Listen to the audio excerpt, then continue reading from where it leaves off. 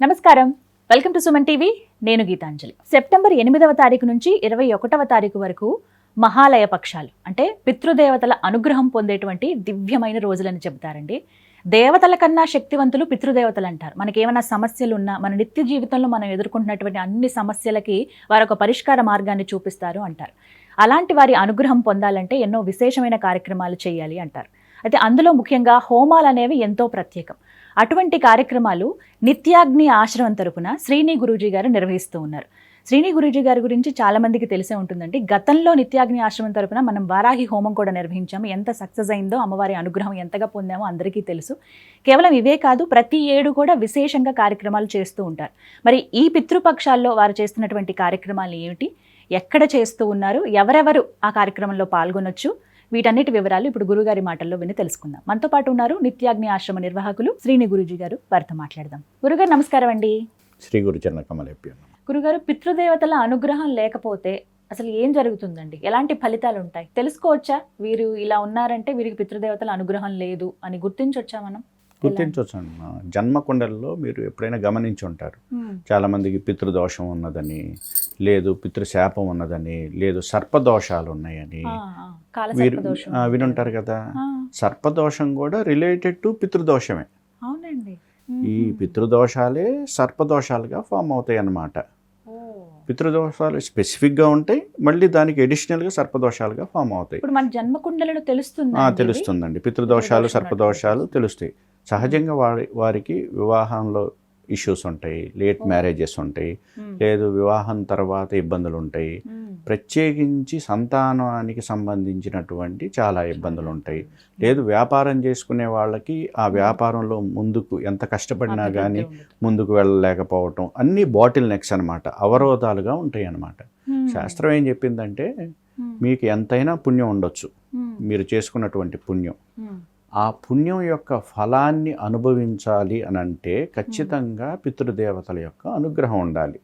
Suppose మీకు 1 కోటి రూపాయలు రావాలని ఉందనుకోండి, దేవత కూడా మీకు అనుగ్రహించింది ఇవ్వటానికి. ఆ దేవత అనుగ్రహించి ఇవ్వటానికి ముందు పితృదేవతల్ని ఒక్కసారి అడిగి తెలుసుకొని ఇతనికి ఇవ్వచ్చా ఇవ్వకూడదా అని కన్ఫర్మ్ చేసుకుంటారు. అదేదో మనం అంటాం కదా, దేవుడు కరుణించిన పూజారి కరుణించడు అని.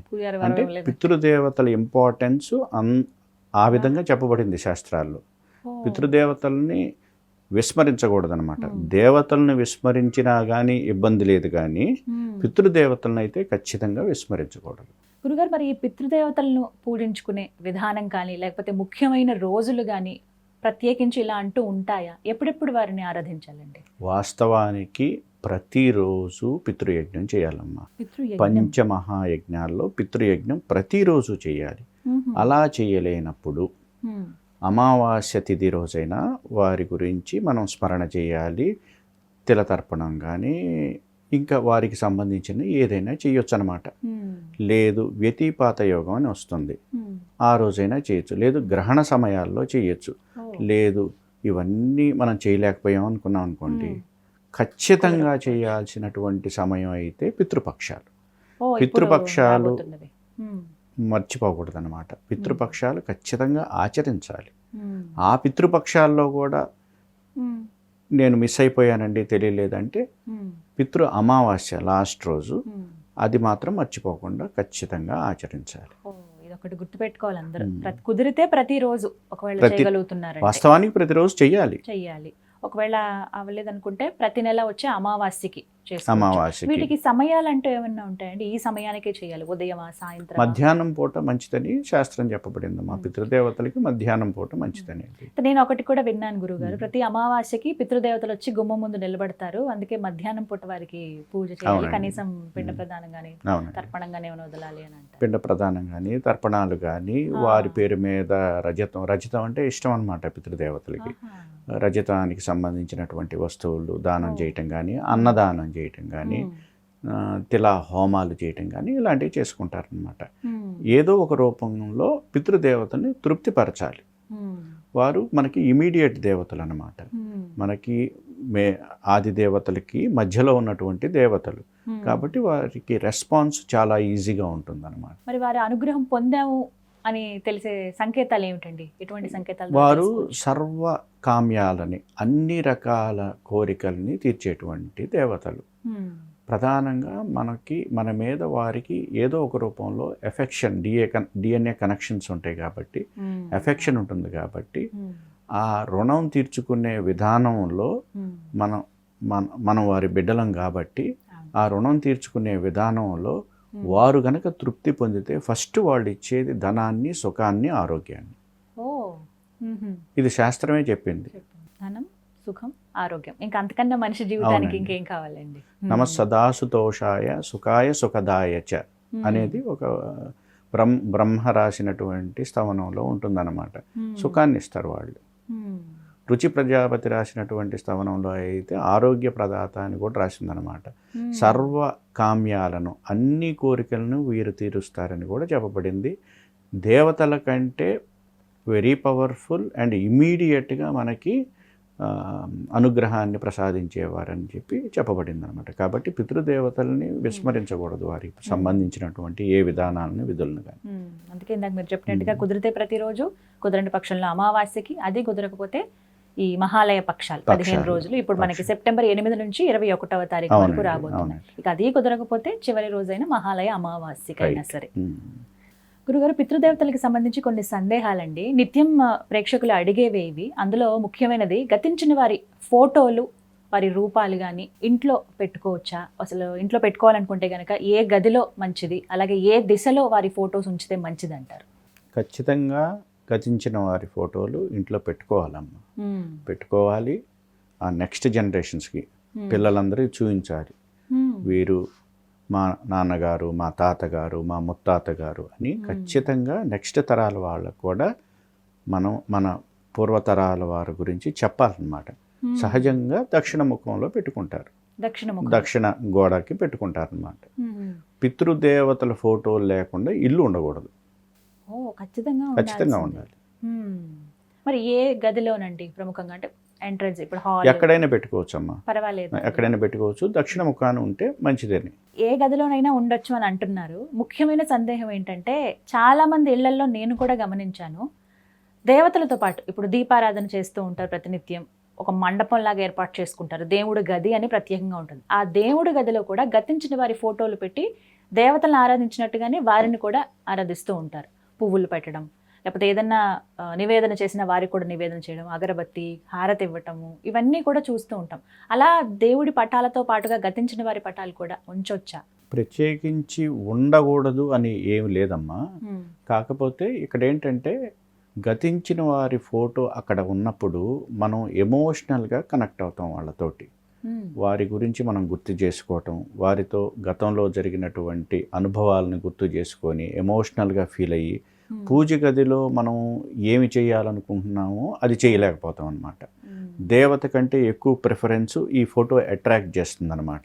ఎందుకంటే మనకి వారితో ఎక్స్పీరియన్సెస్ ఉంటాయి కదా, అనుభవాలు ఉంటాయి కదా, అవి గుర్తు చేసుకోవటంలోనే మనము నిమగ్నం అవుతాం అన్నమాట.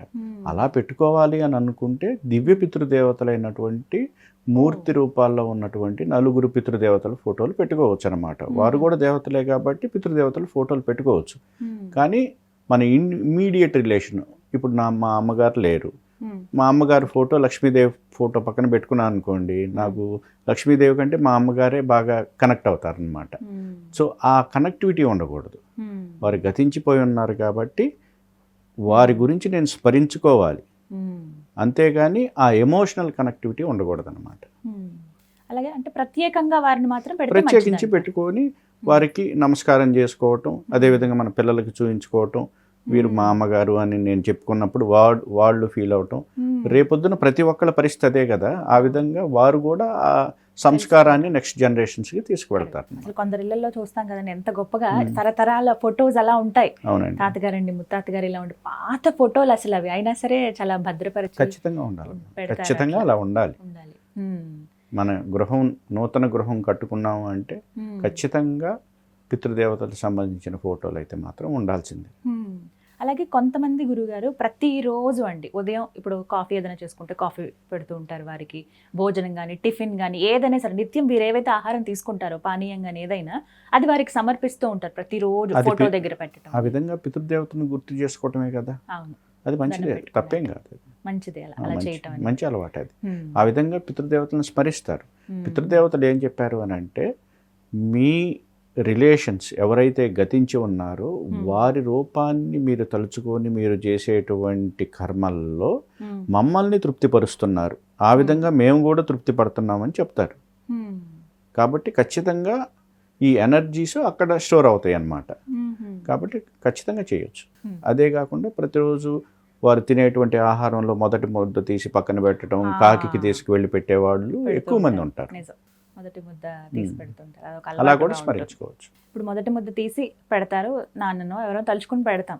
ఆ ముద్దను ప్రత్యేకంగా ఏం చేయాలి? చాలా మంది ఇప్పుడు కాకులకు పెట్టే అవకాశం లేదండి, సిటీస్లో అసలు స్కోప్ లేదు. మరి ఏం చేయాలి ఆ ముద్దని? ఏదన్నా నీళ్ళల్లో వేసినప్పుడు జలచరాదులు ఏదో ఒకటి తీసుకుంటాయి కదా, మరి అవకాశం లేనప్పుడు ఇంకే దానికి ఆల్టర్నేటివ్ ఏదో ఒకటి, ఈవెన్ చీమలు తిన్నా కానీ ఓకే కదా, ప్రత్యేకంగా తీసుకువెళ్ళి పెట్టేయాలి పక్కన. తీసుకోవాలి.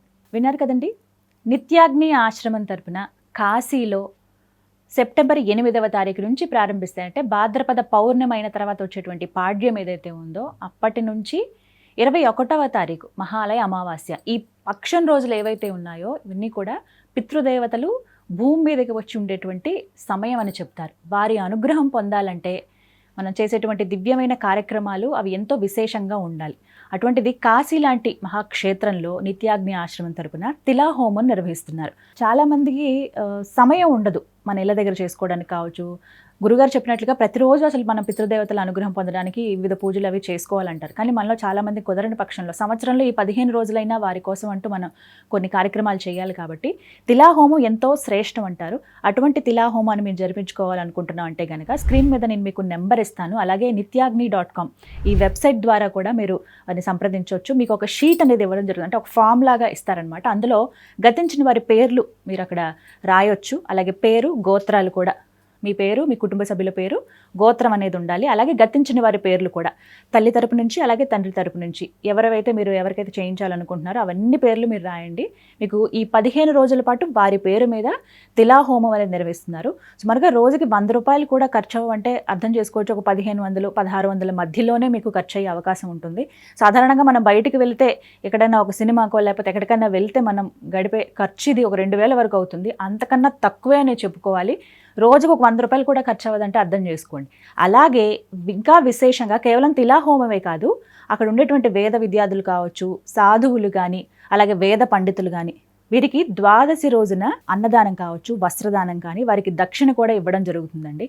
మన చేతులతో మనం ఇలాంటివి కొన్ని చేయలేకపోతాం, కానీ మన తరపున మన పేరు మీద ఇలా విశేషంగా అక్కడ ఈ కార్యక్రమం అయితే జరుగుతుంది. నిత్యాగ్ని ఆశ్రమం శ్రీని గురూజీ గారి ఆధ్వర్యంలో అనమాట. గతంలో మీరు చూసే ఉంటారు వారాహి హోమం ఎంత విశేషంగా జరిగిందో. చాలామంది సంతృప్తి చెందారు, అమ్మవారి అనుగ్రహానికి కూడా పాత్రులయ్యారు. ఇక పితృదేవతల అనుగ్రహం పొందుదాం అనుకున్న వాళ్ళు కాశీలో జరుగుతున్నటువంటి ఈ మహా తిలా హోమంలో మీరందరూ కూడా పాల్గొనండి. పాల్గొనదలిచిన వారికి వెబ్సైట్ డీటెయిల్స్ అలాగే నెంబర్ కూడా ఇవ్వడం జరుగుతుంది, సంప్రదించండి. నమస్కారం.